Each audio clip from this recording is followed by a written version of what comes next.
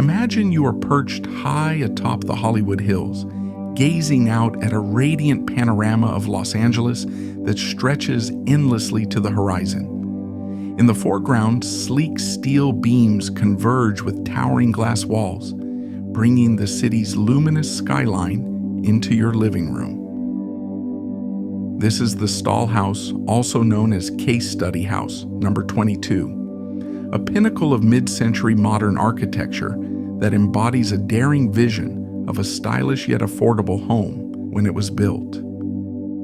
Designed by visionary architect Pierre Koenig, the Stahl House emerged from the forward-thinking Case Study House program, championed by the magazine Arts and Architecture. The program, initiated by editor John Intenza, sought to bring modernist principles into everyday American homes, introducing new architectural forms and ways of living that match the swiftly changing tempo of the post-war era. Of all the homes in that groundbreaking program, the Stahl House became the most iconic. Completed in 1959 for Buck and Carlotta Stahl, it stands as a testament to the power of big dreams, especially when anchored in a champagne taste on a beer budget, to borrow Pierre Koenig's memorable phrase. What made this young couple's journey extraordinary was not merely the final look of their house, but the countless obstacles they overcame. Their chosen site was a tricky, near-impossible lot on Woods Drive, a steep hillside with mesmerizing views that lured them in. Where other architects saw inevitable failure, Buck and Carlotta persisted, and so did Pierre Koenig. Together, they would create one of the world's most famous residences, a structure that would appear to vanish into its sublime environment, perfectly framing the city below.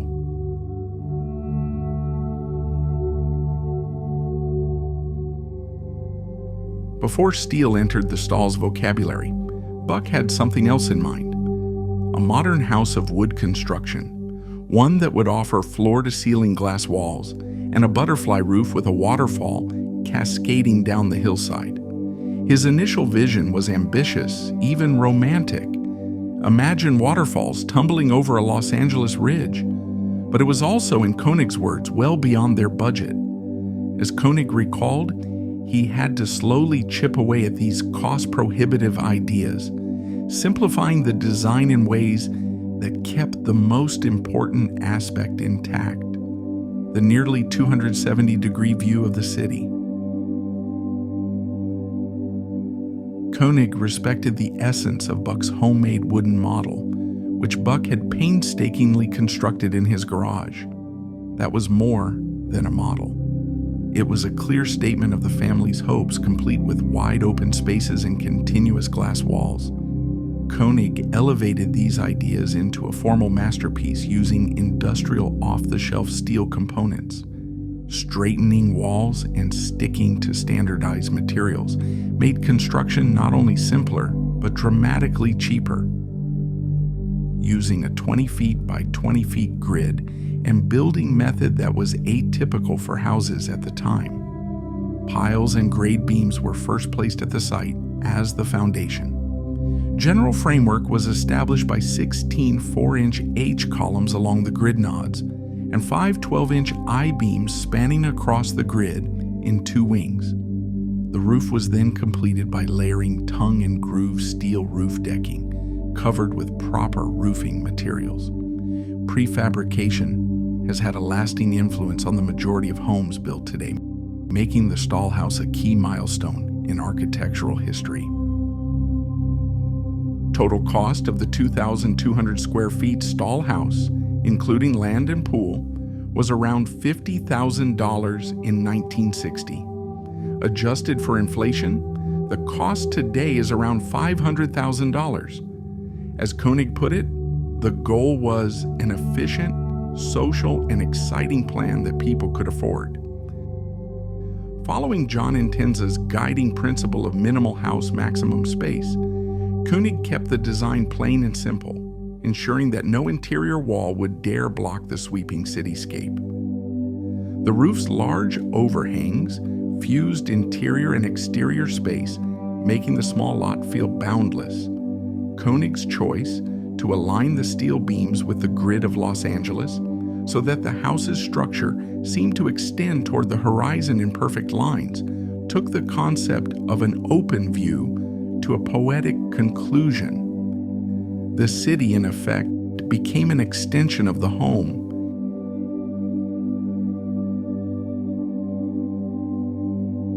If the design process posed one challenge, finding a lender willing to finance such an experimental house was another. In 1958, banks looked for tried-and-true designs, pitched roofs, traditional wooden frames, and predictable floor plans. The Stahl House, perched precariously on a cliff and constructed from steel rather than wood, did not fit the mold. Despite repeated rejections, Pierre Koenig refused to let his clients' dreams hit a dead end. He scoured industry and personal contacts until he secured an unconventional but forward-thinking institution. Broadway Federal Savings and Loan Association, an African-American-owned bank founded to serve minority consumers often marginalized by mainstream finance. The bank even stipulated that the house must include two specific features: a carport for 2 cars and a swimming pool. The pool, measuring 20 by 26 feet, with depths varying from 2 to 9 feet, turned into a defining visual feature of the Stahl House, a mirror for the sky and the city beyond. Once the loan was secured and city permit approved, the construction itself became a rapid and near miraculous feat. Thanks to Koenig's connections, Bethlehem Steel supplied the structural steel at cost. Koenig used a 20 by 20 foot grid system that standardized the shape and length of every beam, column, and steel panel. 5 workers and a single Stinger crane erected the entire steel frame in just 9 hours, a spectacle of efficiency that exemplified Koenig's genius for modular design. Building the Stahl House felt like assembling an enormous block set. Every component slotted into place with minimal need for custom shaping or on-site adjustments. Stahl House is essentially organized in an L-shaped plan, with 2 wings intersecting at the corner of the living space. The public wing contains the open-plan living, dining, and kitchen areas, which feature floor-to-ceiling glass walls facing sweeping city views. Along the other wing, designated for private use, the bedrooms are arranged behind more solid walls for privacy, though they also incorporate large expanses of glass on the facade overlooking Los Angeles. At the intersection, the transition from public to private space is defined by spaces that needs least amount of natural light, such as closet and laundry room.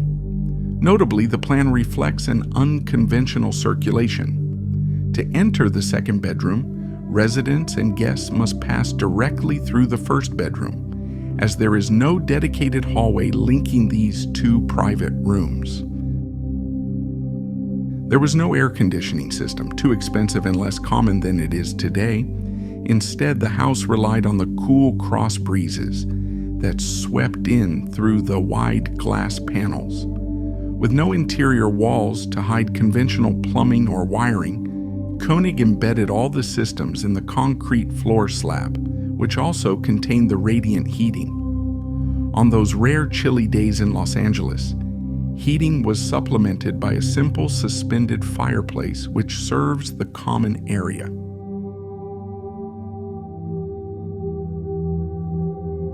By the time famed architectural photographer Julius Shulman arrived to shoot the Stahl House for its Arts and Architecture magazine debut, the construction site was still buzzing with frantic last-minute work. The plaster walls bore no final touches, the landscaping was unfinished, and the yard was a patchwork of dirt and footprints. Staging furniture arrived at the last possible moment, and Koenig himself scrambled to find extra props to breathe life into the empty white spaces. Yet, Out of this chaos, Shulman created one of the most iconic photographs in architectural history. As evening descended over Los Angeles, the house lights glowed softly while the city flickered below, weaving together a tapestry of light. Shulman took several shots that day, experimenting with angles that captured Koenig's breathtaking interplay of glass, steel, and panoramic views. Then came his defining moment. Stepping outside to get fresh air, he noticed two young women, architectural students assisting on the set, sitting calmly in the cantilevered living room corner, chatting. Shulman's instincts told him this was the shot that captured the essence of the Stahl House, a dreamy snapshot of an indoor-outdoor lifestyle, a calm glow suspended above the city's electric grid, and two figures in white dresses framed by the open night sky. Using a meticulous double exposure technique, he left the shutter open just long enough for the city's lights to imprint themselves on film. Then he briefly lit the interior with flashbulbs, letting the house itself shine against the vastness of the Los Angeles night. The result was a photograph that transcended architecture, suggesting a new era of California living, where modern design soared into the realm of mythic elegance. This single image, known simply by its job number 2980 in Shulman's records, would appear in countless architecture books, museum exhibits, and magazine spreads worldwide. It wasn't just a documentation of a house, it was the portrait of a mood. Standing at the edge of the Stahl House and looking out over that view, what new possibilities or dreams come to mind for you? And how does that breathtaking design spark your imagination for the future? As Julius Shulman would ask, what good is a dream house if you haven't got a dream? If you enjoyed a quiet side of architecture, where I want to explore the emotional impact of the design in the real and fictional worlds, please don't forget to like, share, and subscribe for more stories about the spaces that shape us. I would love to hear your personal encounter with the space. Thanks for watching, and we'll see you next time.